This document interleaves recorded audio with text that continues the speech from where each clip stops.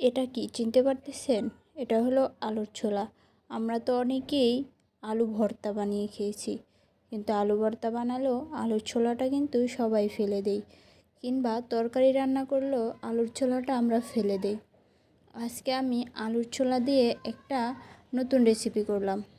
কার কাছে কেমন লাগলো অবশ্যই কিন্তু কমেন্টে জানাবেন। আমি প্রথমে আলুর ছোলাটাকে ছুলে তারপরে ছোলাটাকে ভালো করে ধুয়ে নিয়েছি। পরে একটু সামান্য তেল দিয়ে এটাকে ভালো করে ভেজে নিয়েছি যাতে সিদ্ধটা হয়ে যায়। এরপরে মরিচ, পেঁয়াজ আর কিছুটা চিংড়ি মাছ দিয়ে ভালো করে ভেজে উঠিয়ে নিলাম। এরপর পাটায় বেটে সুন্দর করে ভর্তা করে নিলাম।